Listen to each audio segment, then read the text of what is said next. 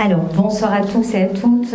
Avant toute chose, je tenais vraiment à vous remercier de votre attention et bien évidemment de venir toujours à mes conférences aussi nombreuses. Ça me touche énormément, vous le savez, hein, je vous le dis à chaque fois. Donc, ce que je voulais vous dire, c'est que j'ai 56 ans bientôt, 2 enfants, donc j'ai une vie de famille bien remplie. Équilibré également, c'est important d'avoir un très grand équilibre pour faire ce que je fais. On ne peut pas aider les gens quand soi-même on est dans des difficultés. D'ailleurs, ça peut arriver, mais on arrive à rebondir toujours et encore, parce que c'est ce qui est ma force, c'est vous, uniquement vous. Ça, je tiens à le préciser. Ça me touche énormément de vous avoir là. Ça, c'était une dernière parenthèse. On va parler sur la médiumnité. Qu'est-ce qu'un médium ? Qu'est-ce qu'un médium ? Quelle est la différence entre un médium et un voyant ? Alors, c'est important de le dire, c'est vraiment quelque chose de complètement différent. La voyance, j'ai commencé avec les cartes. Je me suis rendu compte que j'avais ces capacités-là à peu près à l'âge de 20 ans, où j'ai commencé à avoir des images. On m'a parlé dans cette oreille et on m'a donné des prénoms, des situations, et ça s'est développé de plus en plus avec des détails très précis, puisque je suis clairaudiente et clairvoyante. Qu'est-ce que ça veut dire ?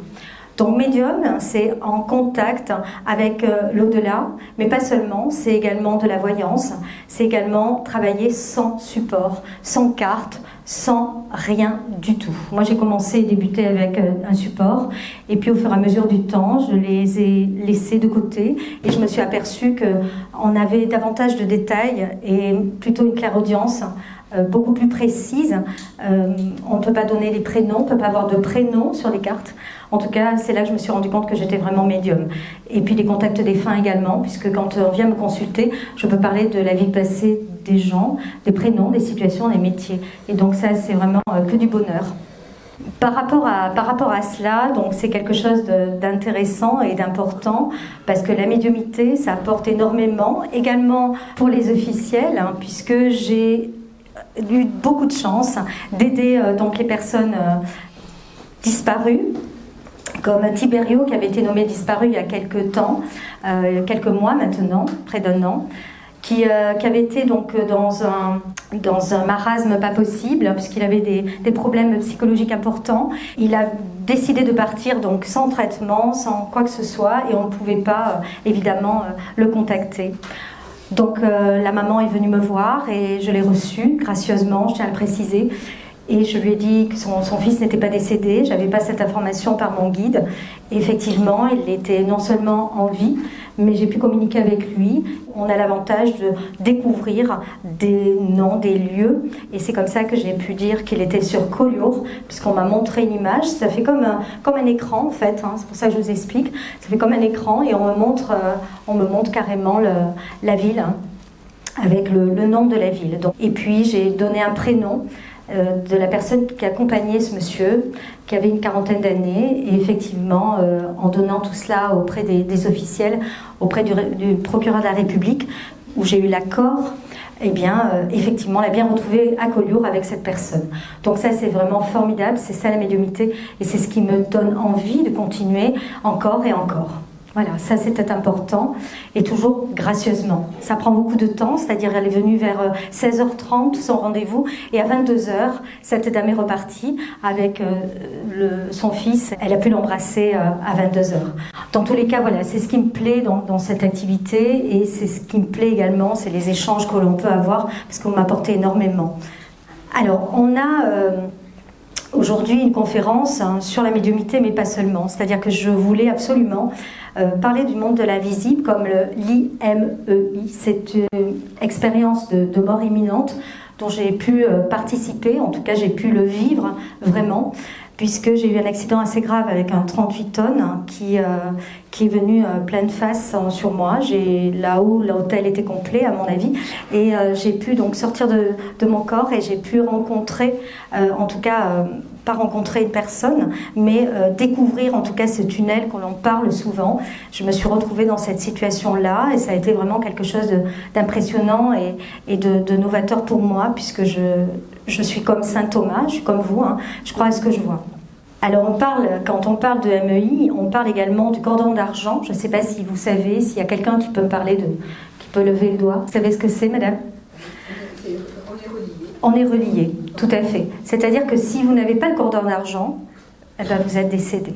Donc ce cordon d'argent est important quand on perd nos proches. Eh bien, ce cordon d'argent est sectionné, mais vous pouvez effectivement avoir la chance, grâce à un médium, d'être en contact avec les personnes disparues.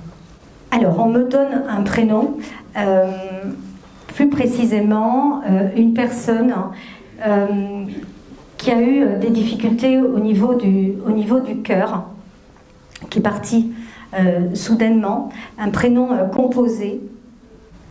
On parle d'une personne qui est partie et on me montre une 2 chevaux grise, un prénom composé. C'est vous, madame? Il n'a pas un nom composé.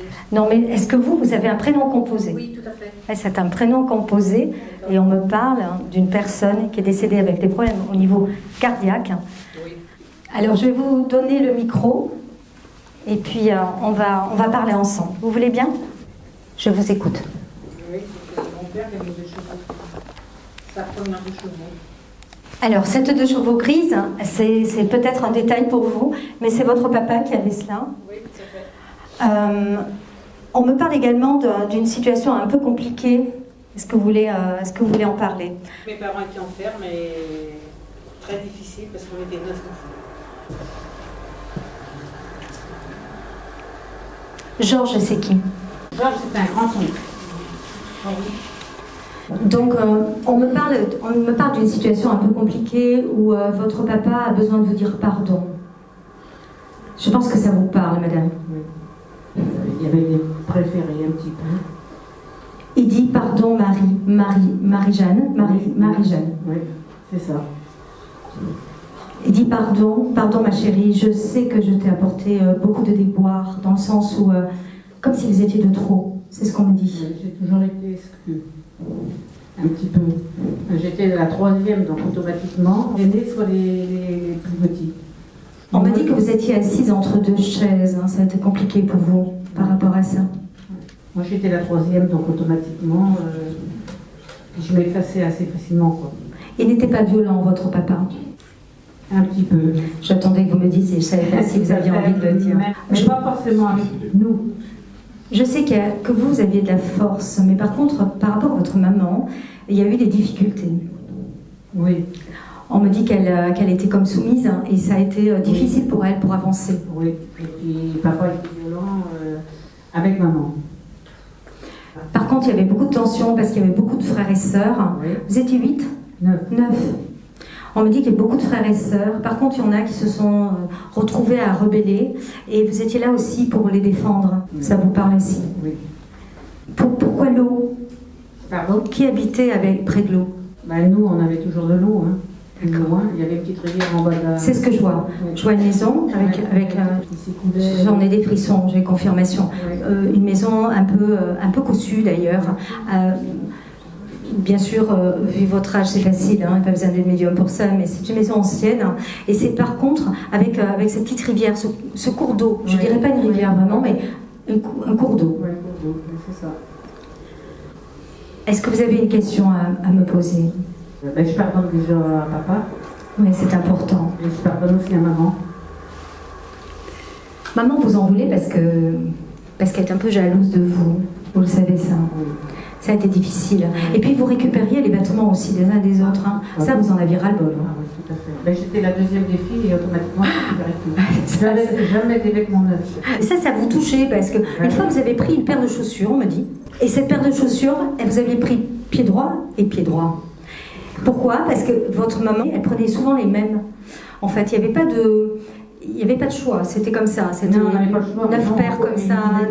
Et un jour, vous avez dit, mais je ne peux pas mettre ces chaussures-là, j'ai mal aux pieds. En fait, c'est parce que c'était le même pied. Ça vous rappelez de ça? Oui.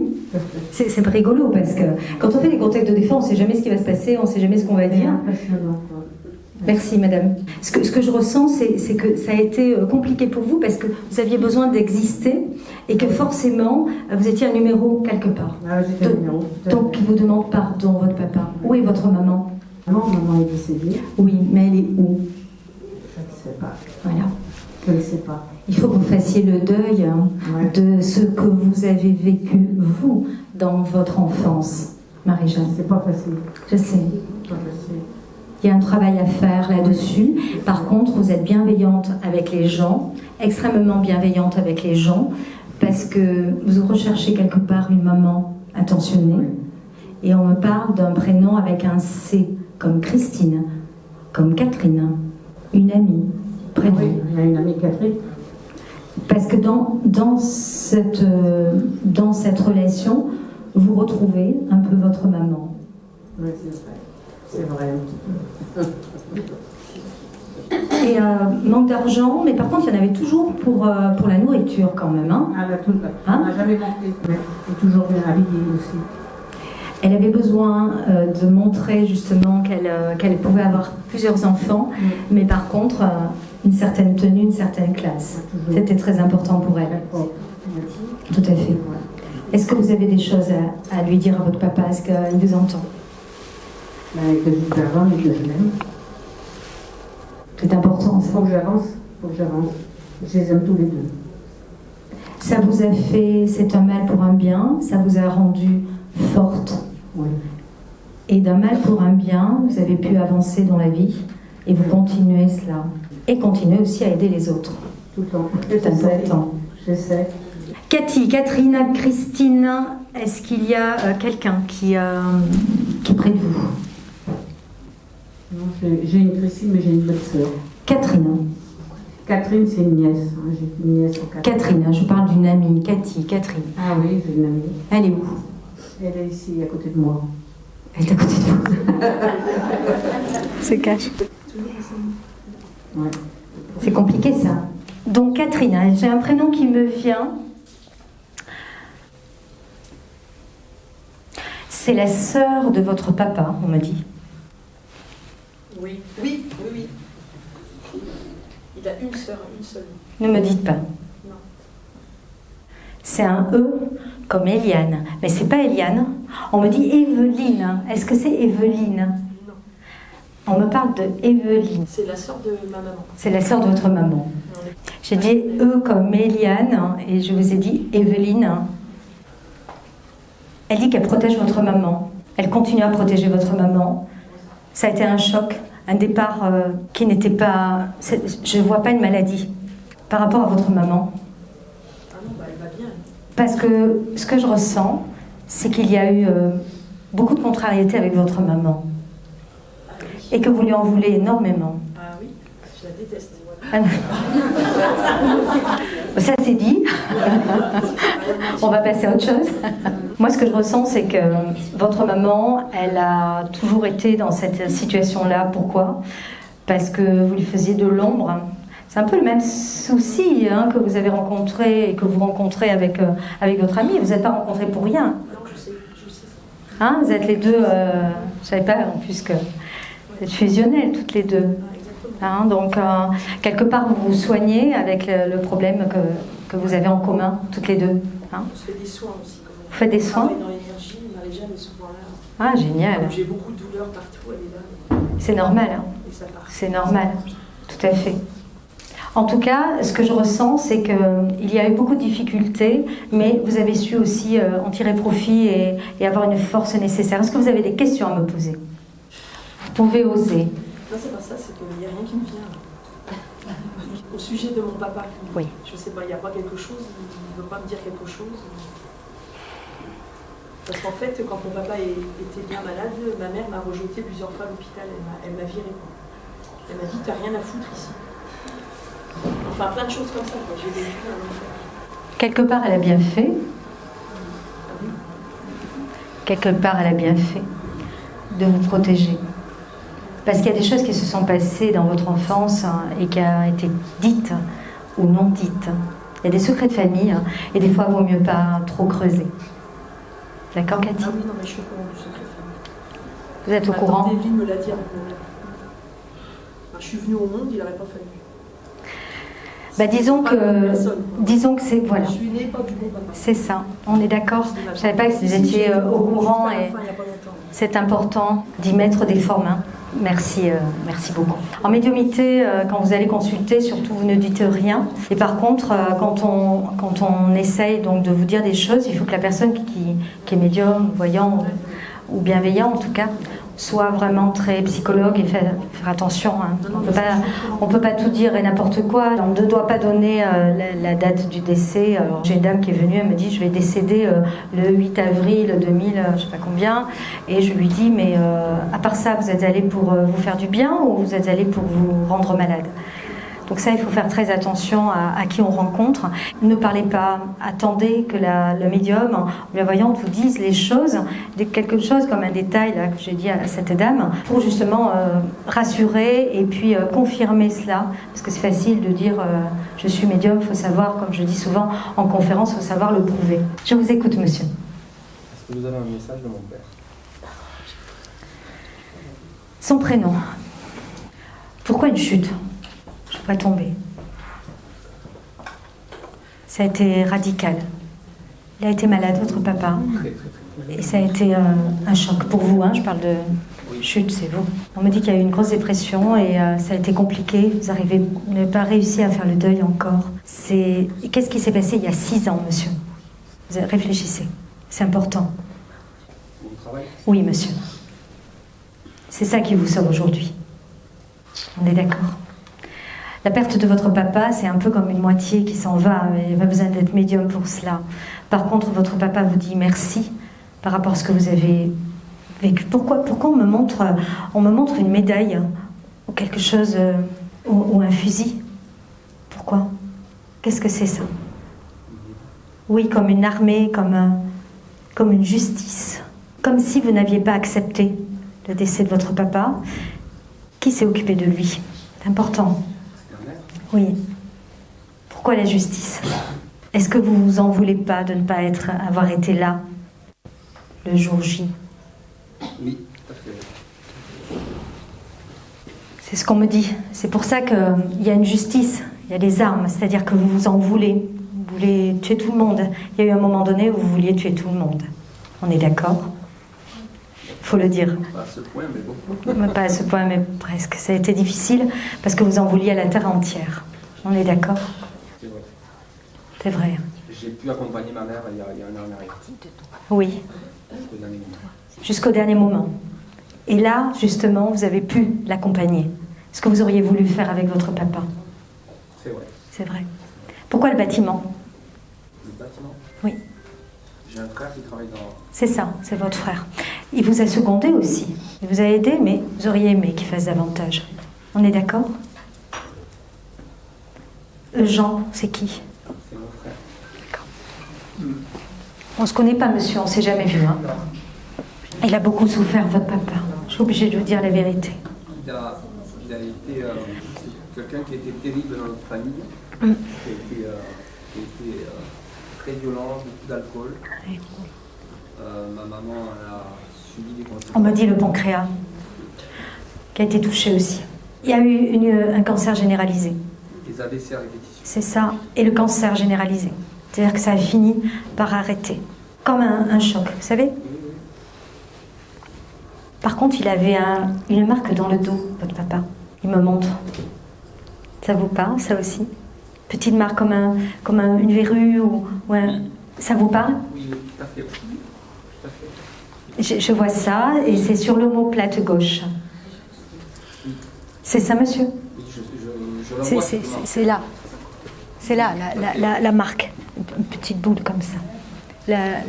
Comme une verrue, mais c'est plutôt un nevus. Votre maman s'est inquiétée à ce moment-là. Une trentaine d'années. Elle lui disait, tu devrais surveiller ça. C'était un homme très élégant, monsieur, votre papa.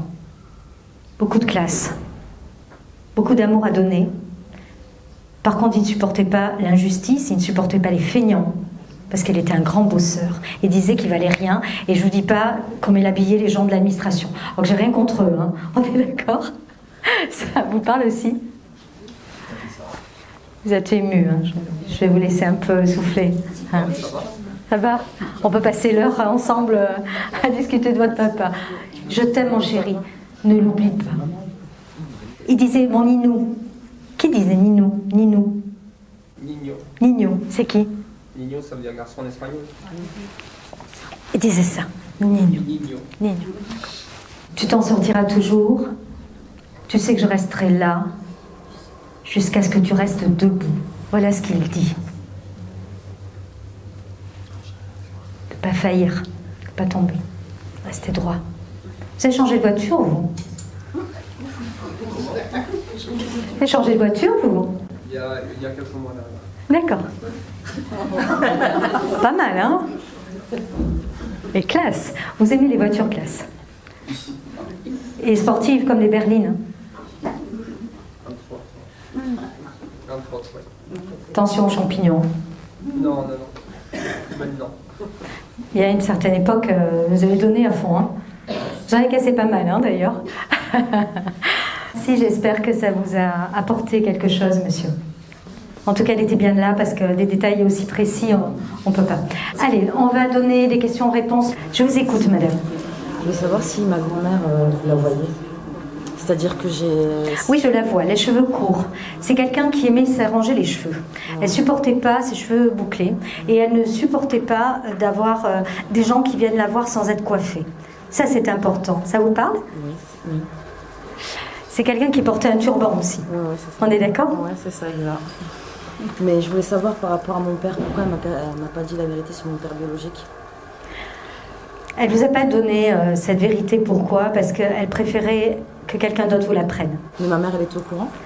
Un peu, oui. Je suis obligée de vous dire les vérités. Ah oui, non, mais même si des fois elles sont pas bonnes à entendre. Non, mais... Un petit peu. Elle me dit qu'elle n'est pas au courant, ma mère. Qu'elle était jeune.